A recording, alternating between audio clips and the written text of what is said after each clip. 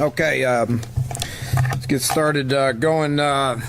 Week 2, looking forward to start opening up Big 12 play. Been asked a lot about, are you excited about playing Oklahoma Week 2? Would you rather play them Week 12? Well, truth of the matter is I'd, like to play them never, because they're pretty good. But I don't know if it really matters, to be honest with you. I mean, obviously it is what it is. We're happy to be in the Big 12. We're excited about being able to travel to all the different venues in the Big 12. We got a lot out of that last year when we, hit the 4 road games last year, and looking forward to hitting all 5 of the road games this year. So it starts Week 2. Don't know if that's good. Don't know if that's bad, but we're gonna prepare like we would any other game. We're gonna, have a good week of practice starting today and travel on Friday. And I do my best and explaining to the guys exactly what to expect. It's kind of part of our job to prepare them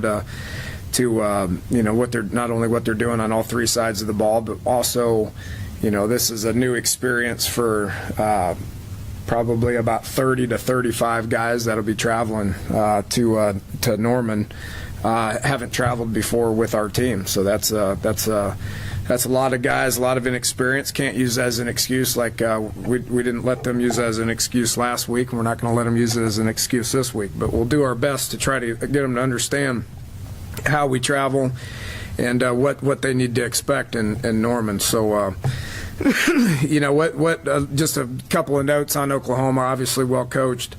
Bob Stoops been there, has won 80% of his games. Is just right underneath Barry Switzer as far as percentage on how many games he's won in his 15 years there. So that speaks for itself. They've addressed a lot of things in the off season. Don't think they like how they ended the year last year, much like we didn't, and we changed some things. They changed some things as well. Defensively, they're not going to sit on their heels. They're going to attack. They're going to pressure a bunch. They're going to blitz a bunch. They're going to play man coverage, and they're good at it.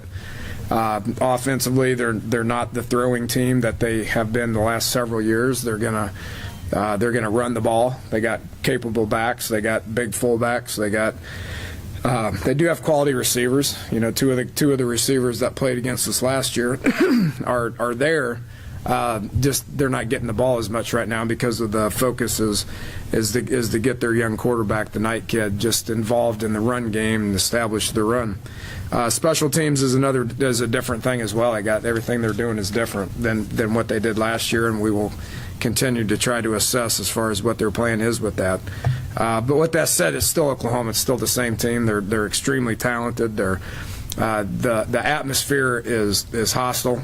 It's rowdy. It's loud. There's 85,000 people. They're approximately from here to right here on top of you. It's much like Oklahoma State was last year. They're right on top of you, so our guys are going to have to be able to handle that. Winning tradition, we respect our opponent as we do every opponent that we play, and we'll prepare to go try to win. Take some questions. Dana, what's the difference between you trying to work a new quarterback in and them trying to work Trevor Knight in? It's pretty similar. Look at what we did last year. I mean, we were both throwing the ball all over the place last year, and this year we're running the ball a lot more. I think you have to probably do that with a young, experienced quarterback. They got a lot of new faces at receiver as well. so dealing with the same things that we are. So I doubt that's any different. They're asking him to do some different things than we are. I mean, he's more involved in their run game than we are. I don't think anybody's going to get a kick out of watching Paul Millard run the triple option or speed option or zone read or any of that stuff. So there's obvious differences in what we're asking them to do, but easing them into it and not putting too much on the quarterback is obviously important. Dana, their offensive line returns, I think, 4 starters, is regarded very well. What do you see out of them on film? They're big, athletic, got good depth. Looks like the same Oklahoma offensive line that I've looked at for 15 years. They've put plenty of guys in the NFL. Their tackles are 6'5", 320. You know, they're big 300-pound guys on the inside, big, athletic, you know, talented. It looks the same as it's been for the last 15 years. You have to do anything different because Bill is on the other sideline now? Are you guys going to approach that any differently because of how well he knows you and this offense? Yeah, it goes way deeper than that, I can assure you. I mean, it goes back when Bob was, his first year was 2000, I believe, and Mike Leach was his offensive coordinator. So it goes back way beyond that. I mean, you know, I've known Josh Heupel for a long time. I've known Mike Stoops. I mean, we've competed against each other for 15 years. And we've been to clinics together. We've been hanging out together. I mean, they know our offense better than anybody else that's out there. So adding Bill, I don't know what that's going to do for them because they already know it as good as anybody else out there. You know, and you got to be careful with that. You got to be careful with your signals. You got to be careful with your tendencies.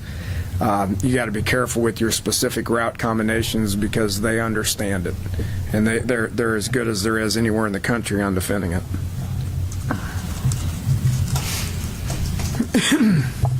It goes back to when Mark was at Arizona, and Bill was at Arizona. Seth Luttrell was at Arizona.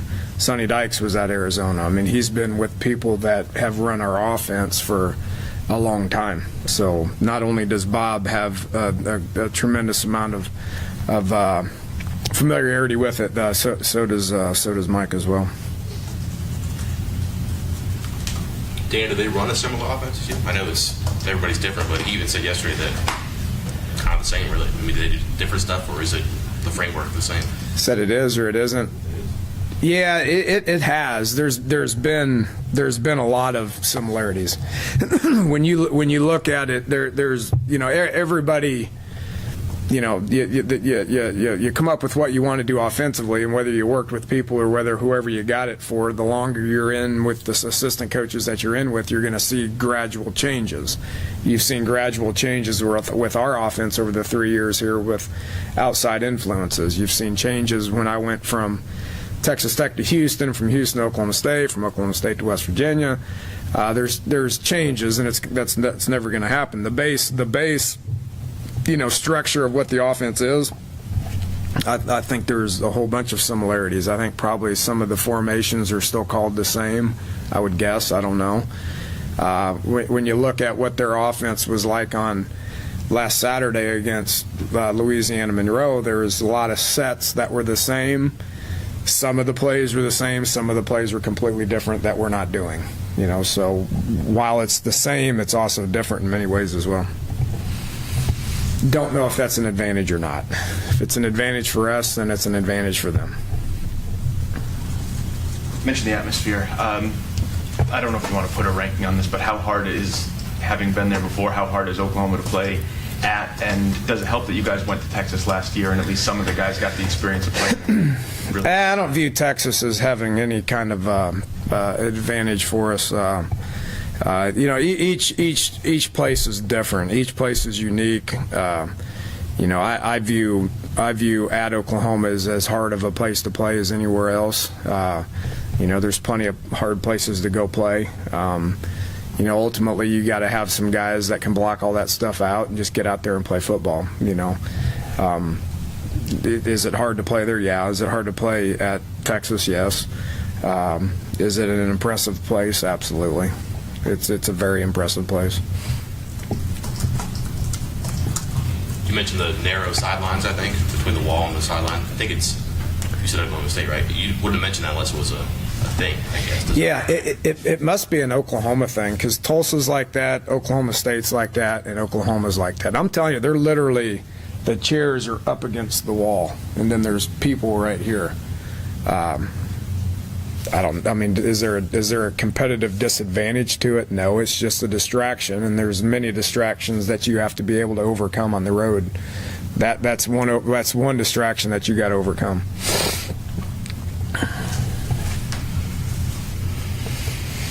Didn't really get a chance to talk yesterday about defense as much. I know it was something that you seemed pretty happy with after Saturday, going back and looking at it. Your thoughts on what you guys did defensively and what you're looking to do this week? For the most part, pretty good. Happy with the second half in particular, obviously, as far as coming out and played with more energy, played with less assignment bus in the second half. Shut them out in the second half, which was obviously important to win.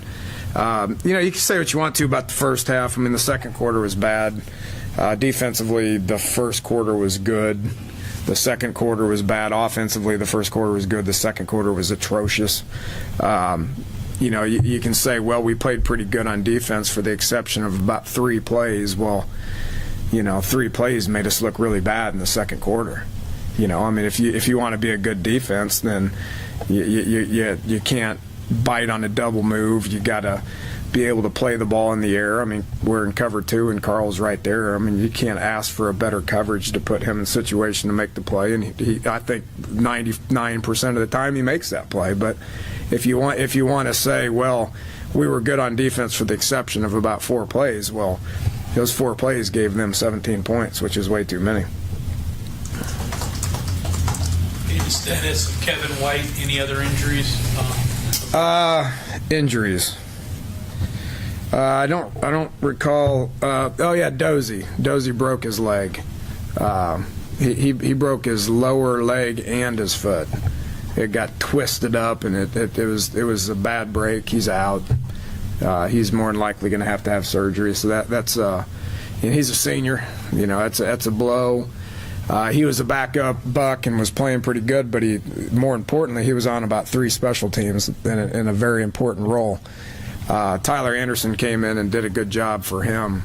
We gave Tyler a shout out for a guy that we weren't counting on playing to go in there and give us some decent snaps on defense, and more importantly, go in on special teams and take that role. So he's the only one from the game that we came out and said that he's done.